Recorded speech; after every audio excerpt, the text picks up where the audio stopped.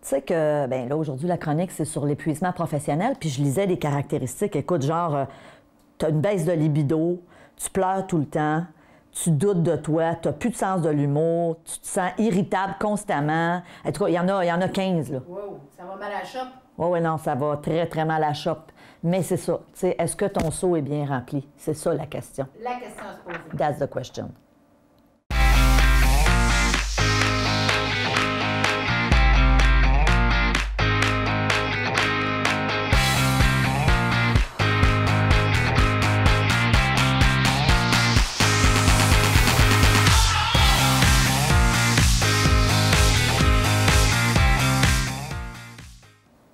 Bonjour et bienvenue à Mastef Télé, votre télé inspirante. J'espère que vous allez bien. Je me présente, je suis Stéphanie Milot et vous le savez, si vous me suivez depuis un petit moment, je me suis donné une mission, c'est de vous inspirer. Et aujourd'hui, on va parler d'un sujet qui est de plus en plus préoccupant et c'est l'épuisement professionnel. Vous savez, l'Organisation mondiale de la santé a dit il y a quelques années qu'en 2020, ce serait la première cause de retrait du marché du travail, donc le fameux burn-out. Êtes-vous à risque? Êtes-vous en épuisement professionnel en ce moment? J'espère que non. Et j'ai envie de vous dire, avant de débuter la chronique, restez jusqu'à la toute fin. Pour les membres premium, j'aurai un super cadeau pour vous. Donc, on a décidé de vous offrir une web diffusion, donc plus d'1 heure de contenu qui s'appelle « Adopter la zen attitude ». Donc, c'est vraiment une formation dans laquelle je vais vous enseigner à apprendre à mieux gérer votre stress. Donc, pour les membres premium, vous pourrez tout de suite avoir accès à cette formation. Si vous n'êtes pas membre premium, je vais vous inviter à prendre l'information à la fin de la chronique. Mais là, parlons de l'épuisement professionnel. Vous êtes nombreux et nombreuses souvent à m'écrire en me disant « Stéphanie, j'ai plus de difficultés à me concentrer, j'ai moins de plaisir au travail, je suis moins motivée, je suis plus irritable. » Et je suis tombée récemment sur un site sur lequel, justement, on mentionnait des caractéristiques des gens qui étaient des symptômes, hein, on va appeler ça comme ça. Donc, et j'ai envie de vous en nommer quelques-uns. Et ensuite, je vais vous parler d'un livre sur lequel je suis tombée, qui est vraiment intéressant. D'ailleurs, c'est une de nos membres qui m'a envoyé ce livre-là gentiment, Danielle. Je l'en remercie d'ailleurs. Donc, allons-y avec les caractéristiques et ensuite, on regardera 2 des stratégies qui nous sont proposées dans ce livre-là. Donc, premièrement, vous avez de moins en moins de motivation au travail. Ça, c'est une première caractéristique. On peut souvent aussi voir des difficultés au niveau de l'appétit. Donc, votre appétit va changer. Alors, il y a des gens qui vont avoir tendance à manger plus parce que souvent, ça va les réconforter. Et à l'inverse, il y a des gens qui vont manger moins. Vous avez des problèmes de sommeil. Vous ressentez une grande fatigue. Vous vous sentez de plus en plus inutile. Vous avez de la difficulté à vous concentrer. Donc ça, on le sait, hein, souvent quand on commence à avoir des difficultés de concentration, quand on commence à douter aussi de soi. Hein, on fait quelque chose au travail, mais on n'est pas sûr. On se remet en question. Alors qu'en temps normal, ça, c'est pas dans notre personnalité. Donc tout ça, c'est des signes précurseurs de l'épuisement professionnel. Vous avez perdu le sens de l'humour. Vous faites plus d'heures supplémentaires parce que souvent, ce qui se passe lorsqu'on est en épuisement professionnel ou au bord du burn-out, on devient de moins en moins productif, de moins en moins efficace. Et là, on sent le besoin. Premièrement, on a toujours l'impression d'être submergé, surchargé. Et à ce moment-là, on sent l'obligation de faire du temps supplémentaire pour être en mesure, justement, d'être à jour dans toutes les tâches qu'on a effectuées. Vous vous isolez de plus en plus. Vous êtes de plus en plus irritable.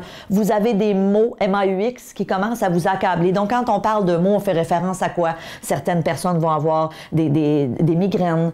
Certaines personnes vont avoir, comme on l'a dit, des troubles de sommeil ou encore des maux physiques. Donc, hein, des raideurs au cou, raideurs au dos, difficultés de digestion. Donc, tout ça, moi, je dis toujours, votre corps vous parle.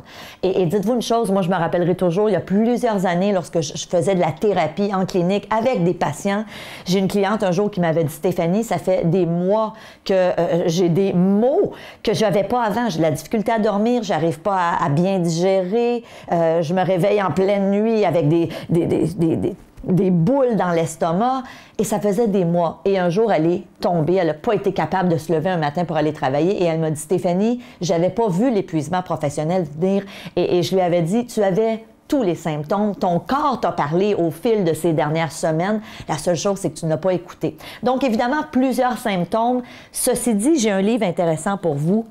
Alors, effectivement, comme je le disais, c'est une de nos membres qui m'a envoyé ce livre qui s'appelle « Votre seau est-il bien rempli ?» Donc, 2 auteurs, Tom Rath et Donald Clifton, je veux bien le prononcer.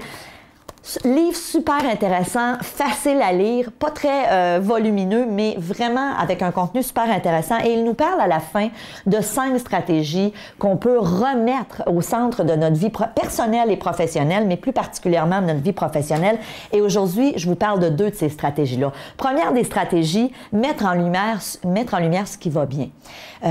Évidemment, souvent, ce que j'ai réalisé, c'est que quand ça commence à moins bien aller, puis là, on va parler au niveau professionnel, mais on pourrait appliquer ce même conseil-là dans notre vie personnelle, c'est qu'on commence à mettre l'emphase sur ce qui nous irrite, sur ce qu'on trouve difficile, sur ce qui va pas bien. Puis je le dis toujours en conférence, à partir du moment où je commence à mettre la lumière au travail sur ce qui va mal, je vais en trouver des irritants. Dans tous les emplois, je pense qu'on peut toujours trouver des irritants.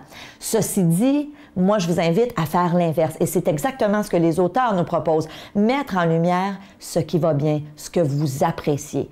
Alors ça, c'est le premier conseil. Donc, évidemment, peut-être que vous êtes au bout du rouleau, peut-être que vous êtes plus fatigué qu'à l'habitude. Ceci dit, faites une liste, arrêtez-vous et faites une liste de qu'est-ce que j'apprécie dans mon travail. Puis évidemment, ça ne va pas tout régler. On va se dire les vraies choses. Si vous êtes au bord de l'épuisement professionnel ou en ce moment en épuisement professionnel, il faut prendre du repos, il faut peut-être aller consulter dans certains cas. Il y a peut-être des gens qui vont avoir même besoin d'être médicamentés. Et moi, je ne suis pas médecin, donc c'est vraiment important d'écouter votre corps, d'écouter vos symptômes et d'aller chercher l'aide d'un professionnel. Ceci dit, ici, on a des petits trucs pour prévenir l'épuisement professionnel. Parce que bien des gens qui m'écoutent en ce moment, et vous n'êtes peut-être pas là du tout, mais peut-être que vous êtes plus à risque, peut-être plus susceptible. Il y a des types de personnalités qui ont justement cette tendance à être plus sujets à l'épuisement professionnel. Les super perfectionnistes, les gens qui ont de la difficulté à dire non, les gens qui n'écoutent pas leurs limites. Souvent, ce sont des gens, les gens qui ne s'écoutent pas.